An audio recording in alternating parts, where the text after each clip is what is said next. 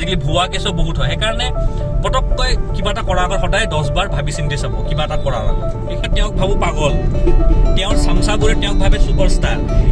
আজি মই আপোনাক এটা মোৰ নিজৰ ব্লগটো বিশেষ মানুহ এজনক দেখাম আৰু সেই মানুহজনৰ লগত তেওঁৰ লগৰ সতীৰ্থসকলো আছে চবকে আপোনাক লগ পাম আৰু তেওঁ যি লাইনটোত আছে সেই লাইনটোত কেলে আহিলে কিয় আহিলে তেওঁৰ মুখৰ পৰা আমি শুনিম আৰু তেওঁ সতীৰ্থসকলকো আমি সুধিম যে তেওঁৰ লগত কাম কৰিলে কি ধৰণৰ অনুভৱ পাইছে কেনেকুৱা লাগিছে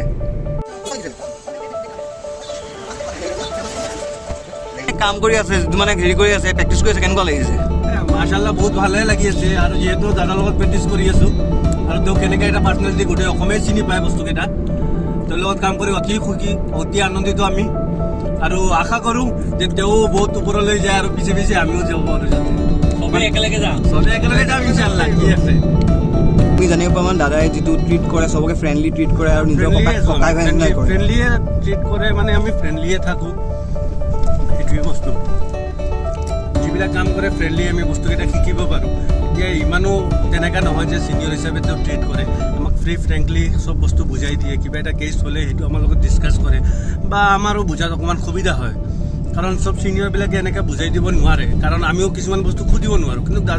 দাদাৰ লগত সেইটো নহয় যিকোনো মেটাৰ হওক যিকোনো কেছ হওক আমি ভালকৈ ডিছকাছ কৰিব পাৰোঁ কিবা এটা মেটাৰ হ'লে আমি ভালকৈ সুধিব পাৰোঁ সেই যোনটো বস্তু আছে সেইটো আমি দাদাৰ তাতে পাই আছোঁ সেইটো কাৰণে আমি অতি সুখী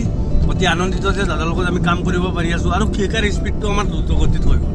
কাৰণ আমি ছিনিয়ৰৰ তাত যেতিয়া যাওঁ তেতিয়া আমি এটা নাৰ্ভাছ ফিল হ'ল যে ছাৰক সুধিম নে নুসুধিম কিন্তু দাদাৰ লগত সেই অনুভৱটো অহা নাই ফ্ৰী ফ্ৰেংকলিয়ে কাম কৰি আছোঁ আৰু দোৱা কৰাৰ আগতো এনেকৈ কাম কৰি যাম আপোনাক কেনেকুৱা লাগে দাদাৰ লগত থাকি পেলাই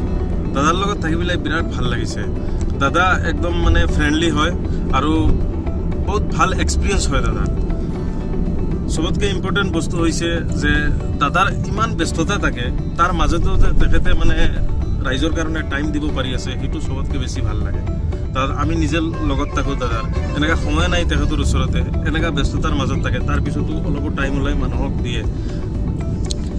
আৰু চবতকৈ এতিয়া স্পেচিয়েল গেষ্ট আমি দেখাব গৈছোঁ আপোনালোকক এজন যিজন স্পেচিয়েল গেষ্ট হয় এজন চাওক চবতকৈ ক্ল'জ বুলি জানো হয় কওকচোন আপোনাৰ কেনেকুৱা লাগে আপুনি চবতকৈ ক্ল'জ হয় হয় মই নৱাজদাৰ লগত কলেজ লাইফৰ পৰা চিনাকি একলগত থাকোঁ নৱাজদা মোতকৈ 2 বছৰ ছিনিয়ৰ আছিলে তেতিয়া আমি কলেজতো একলগত থাকোঁ এদিন কোৰ্টত নৱাজদাই মোক লগ পালে তো মই আগতে মানে 2 মাহ বেলেগ চেম্বাৰত কৰিছিলোঁ তেতিয়া মোক ক'লে যে আৰু আমি একলগতে কৰোঁ তাৰপিছত মই লগে লগে একলগতে মানে নৱাজদাৰ লগতে আহি গ'লোঁ এতিয়ালৈকে কৰি আছোঁ ভাল লাগি আছে আমি হাঁহি ধেমালি ফূৰ্তিৰ মাজেৰে কামবোৰ কৰোঁ আৰু যি দাদাই যিটো অসমবাসীলৈ এটা বাৰ্তা প্ৰেৰণ কৰি থাকে প্ৰায় সদায় কৰে বুলি ক'ব পাৰে এটা বাৰ্তা প্ৰেৰণ কৰি থাকে সেই বাৰ্তাটো যে দিয়ে আপোনালোকৰ তাত কি অনুভৱ হয় আৰু দাদাৰ ফেন ফলোয়িং বহুত আছে জনামতে যে আপোনালোকে এটা ঠাইত যায় সেইটো আপোনাৰ কেনেকুৱা লাগে যে দাদাক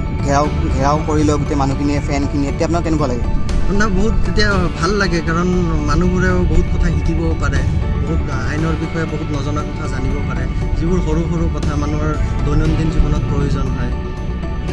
আপোনাৰ এটা চেনেল আছে হয় মোৰো এটা হেৰি আছে এডভকেট আৰজু ইকবাল LLB বুলি ময়ো কেতিয়াবা দিওঁ মাজে মাজে এতিয়া হাঁহি এটা মাৰি দিওঁ সেইটো বেছি ভাল লাগে কোন হয় আপোনাৰ জানিব বিচাৰি আছে অথনিৰ পৰা আৰু দাদা এইটো গম পালে যে অসমবাসী ৰাইজক কিবা এটা বাৰ্তা প্ৰেৰণ কৰি থাকে সহায় কৰি থাকে চেনেলৰ জৰিয়তে আপোনালোক এটা বাৰ্তা প্ৰেৰণ কৰি আছে সেইটো জৰিয়তে আপোনাক সহায় কৰি আছে বহুত দিনৰ পৰা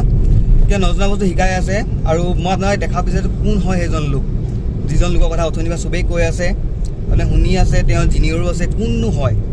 আহক আমি তেওঁৰ লগত কথা পাতিম হেল্ল' নমস্কাৰ প্ৰথম কথাটো মোৰ জুনিয়ৰ নহয় তেওঁলোক মোৰ একদম ভাইটি হয় মোৰ আব্বাৰ জুনিয়ৰ হয় আমি চব একেই মানে মোৰ আব্বা চিনিয়ৰ আব্বা বছ আৰু বাকী আমি চব জুনিয়ৰ মোতকৈ বয়সত সৰু ভাইটি হয় জুনিয়ৰ নহয় আপুনি মানে এই লাইনটোত যিটো এডভকেটৰ লাইনটোত আপুনি কিয় আহিলে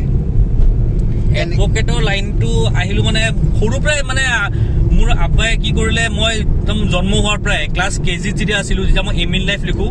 তেতিয়াও মই এডভকেট বুলি লিখিছিলোঁ মিলাই পেলাই স্কুলত দিয়ে ন এম ইন লাইফ লিখা এই ক্লাছ KG 1ত লিখিব দিয়ে এই আৰু লিখিব নাজানো ভাল তেতিয়া এই ডক্টৰ নিলিখোঁ আৰু ডক্টৰ পাইলট নিলিখোঁ আৰু তেতিয়া এডভকেটে লিখি দিওঁ তেতিয়া এডভকেট কি মই ভালকৈ নাজানোৱে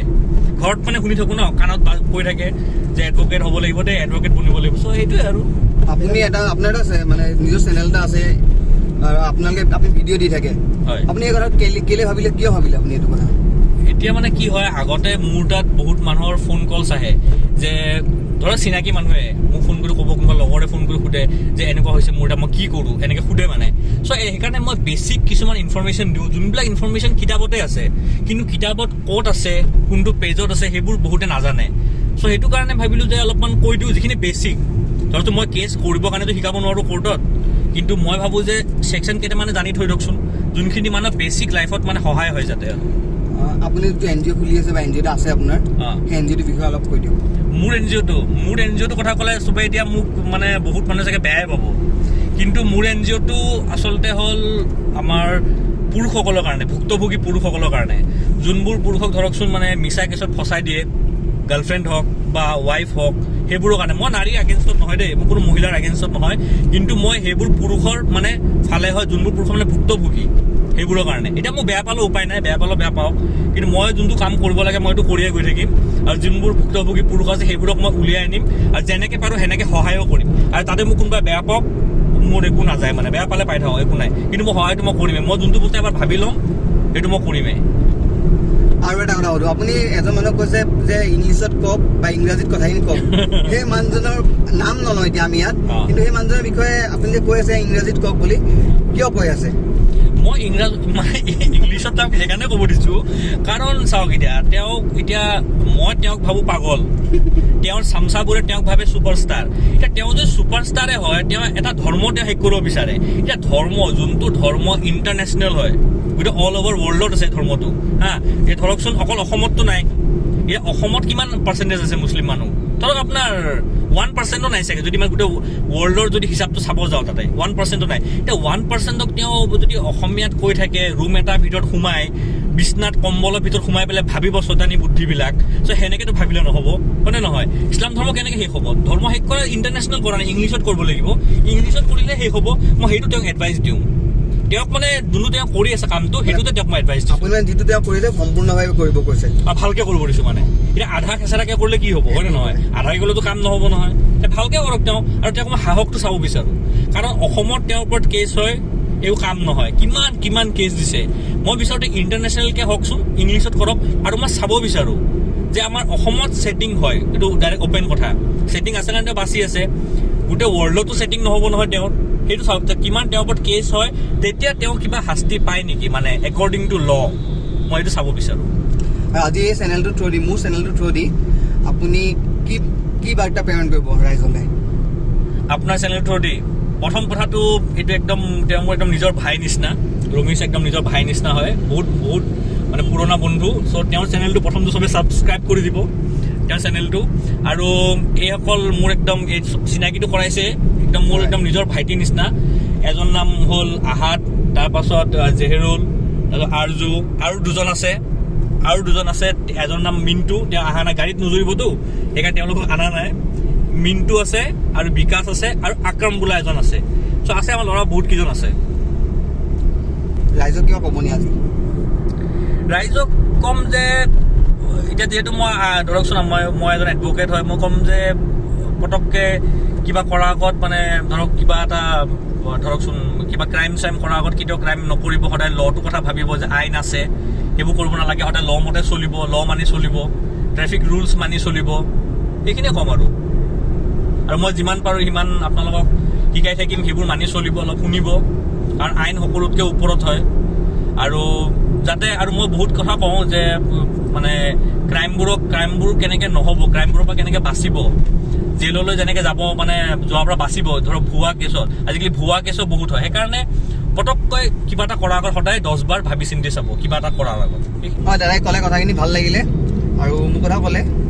যিহেতু আজি আপোনালোকে দাদা মানে ভাল কথা শিকিব পাৰিলে আৰু ভিডিঅ'টো কেনেকুৱা লাগিলে আপুনি জনাব ইয়াতকৈ বিশেষ মই ক'বলগীয়া নাই আজি আৰু যদি ভাল লাগে লাইক কমেণ্ট আৰু শ্বেয়াৰ এটা কৰি দিব বাই বাই জয় অসম নেকি বাই বাই জয় অসম আৰু সকলোৱে মোৰ চেনেলটো ছাবস্ক্ৰাইব কৰিব আৰজু ইকবাল LLB